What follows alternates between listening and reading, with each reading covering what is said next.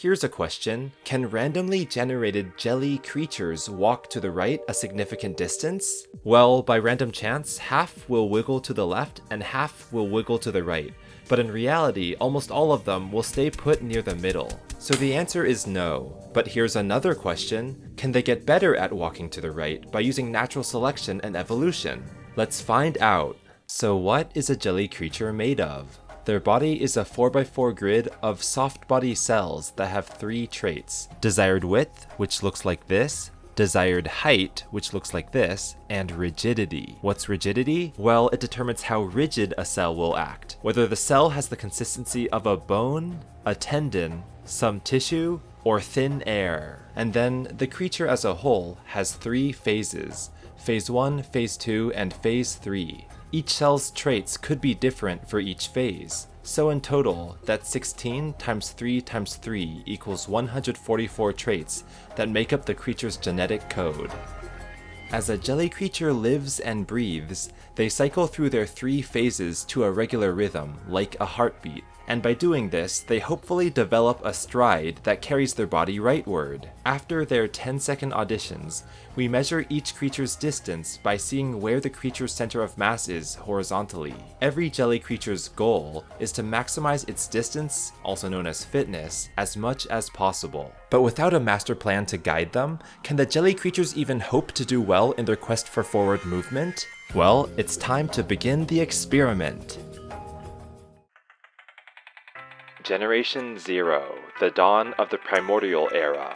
Let's take a look at our initial population of 500 creatures. In this initial generation, each creature is of a unique species, which means there's 500 species, each with a population of 1. So with that many species, the amount of biodiversity we see here is the highest it'll ever be. So here's creature number 0. It's of the species Javubu. I am a huge fan of Javubu. I built a shrine in honor of the Javubu species. And if we let the 10 seconds pass, we can see that it moved 1.77 centimeters to the left, which is negative fitness. By the way, the species names and colors are randomly generated using a SHA-256 hash function on the species ID number. Moving on to creature number 1, it is of the species Rhydodem, which is a yellow-green. I am Rhydodem's biggest hater. I despise all aspects of that horrid species. This one was species. even worse, walking 2.28 centimeters to the left. Creature number 2 is of the species Galex. I have no thoughts about Galex. And it was lucky enough that its randomly generated cells were able to propel it 4.1 centimeters to the right. Also, the species of each creature is shown by a circle in the upper right of each icon. Notice that Galex nearly goes airborne while its left foot stays planted. How are you doing that? Well, its second phase has a lot of pink cells, which denote big width, small height. That makes the creature's body stretch horizontally and pull together vertically, pulling the top down and the bottom up. And this is the first semblances of walking. How inspirational. Javubu and Rhydodem, though, are floundering. Javubu only has 2 pinkish cells, so it's no surprise he stays ground-ridden, and although Rhydodem does have a lot of pink cells, its lower right quadrant stays pretty dim, acting like a deadweight that doesn't do anything. That's only the first 3 creatures, though. How did the 497 others do? We can click this button that says Do a Generation, which will test them all at once. Now we have a graph that shows the median distance traveled was 0.13 centimeters to the left, not good. And also we can take a look at our trusty friends creature number 0, 1, and 2. Let's sort this grid not by ID, but by rank, and then we can also show who lived and died by pressing X. Javubu's negative score got him ranked 320th out of 500, but he lives on. Rhydodem's even worse score got ranked 339th and got him killed. While Galloping Galex leaps into 77th place, which is in the top quintile. The best randomly generated creature was creature number 417 of species Menadic, which had a fitness in the double digits. What's the secret to Menadic's success? It must have to do with its bottom 4 cells all being pink and wide in phase 3, and being cyan and narrow in phase 1, creating the effect of an accordion opening and closing. Despite being the top performer, Menadic is still moving very slowly in front of that 0 centimeter sign in the background. The skill drops off pretty quickly though, with second place Nemesis not even breaking 10 centimeters, and bronze medalist Josepha clocking it at 9.76 centimeters. On the other hand, the worst performing creature is in the lower right. It is creature number 54 of species Taiwise, which had a shocking fitness of -17, and it was killed. As expected, the exact midpoint, which is species Talarock, traveled -0.13 centimeters, the median. As you can see by this gradient of x's, the lower on the leaderboard you go, the less likely you are to survive. The gradient is gentle to give second chances to some underperformers, such as this Gataivo creature which had rank 468. We also end up killing some unlucky high performers, such as this Jaikov creature who ranked 21st. So what do we do now that only 250 creatures are left alive? Well, they can reproduce, taking us from Generation 0 to Generation 1. Generation 1 to 6. The menadic era. Each primordial creature from Generation 0 has 2 offspring in this generation, but over half the time there are slight mutations. Take a look at Javubu and their offspring in the upper left, there are slight changes. Whereas Father Javubu got fitness negative 1.77, Son Javubu got a score of, well, even worse, negative 1.8 centimeters. And that's the thing, mutations are not guaranteed to be beneficial. The vast majority of them barely have any effect. A tiny percentage are harmful, and an even tinier percentage, by random chance, may be beneficial. In my original evolution simulator, species were defined by how many nodes and muscles a creature had.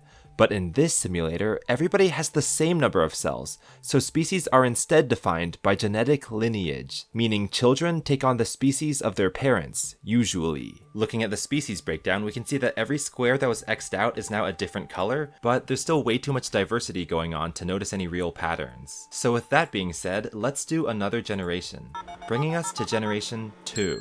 Now the median has moved to 2.09 centimeters in the positive. Finally, the creatures are walking in the direction we want. The winning species from Generation 0, menadic, holds onto the top spot for Generation 1. In fact, the slight mutation boosted its score from 1065 to 1083. The median creature of Generation 1, Bivalve, did get a positive fitness, 209, but watching its performance we see a common problem with these jelly creatures. The cells can invert, and just like you wouldn't want your own skin to flip inside out, that isn't good for these guys either. In this generation, this Javubu creature died because a fitness of negative 1.8 centimeters no longer makes the cut in this more competitive world. When the last of a species dies off like this, it can never return, which makes this a full-fledged extinction. So rest in peace, Javubu, and the 400 or so other species that have left this planet for good. Menadic has the 2 top spots, the mutated version and the original version. But that doesn't mean that other creatures aren't catching up. Mutated versions of species Fafiha, Wizite, Shihaize, and former silver medalist Nemesis all also crossed the 10 centimeter threshold.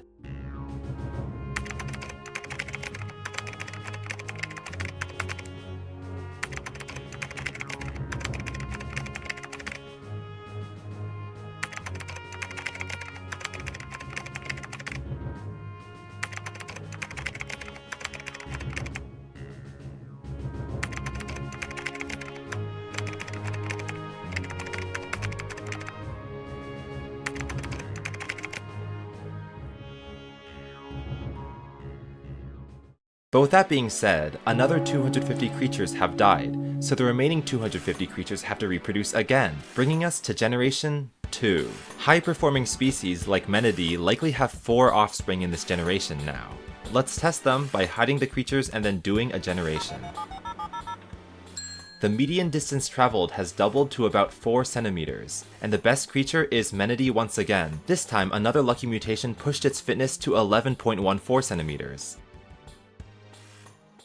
And the median creature, Bojazuv, traveled about as far to the right as the worst creature, Shahokut, traveled to the left. Anyway, time to kill 250 creatures, have them reproduce, take a look at the Generation 3 specimen, and test them. The median is now a smidge short of 6 centimeters, which means it improved less this time than before. Do I hear law of diminishing returns? And here's some shocking news, the best creature is not a menadic creature. It's Josepha with a fitness of 11.79. Here's an ancestral Josepha compared to a modern one. Can you spot the helpful mutation?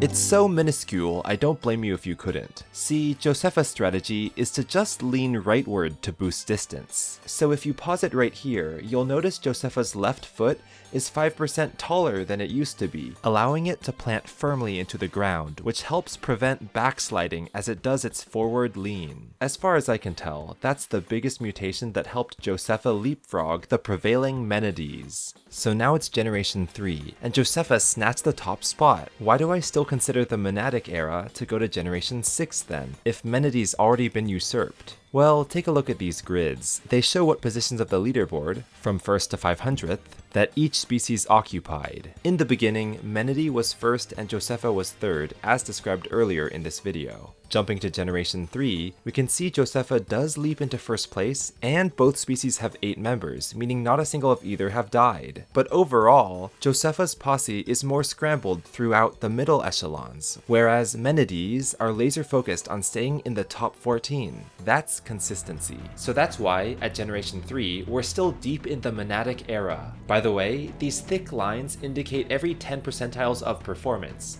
50th, 40th, 30th, 20th, 10th.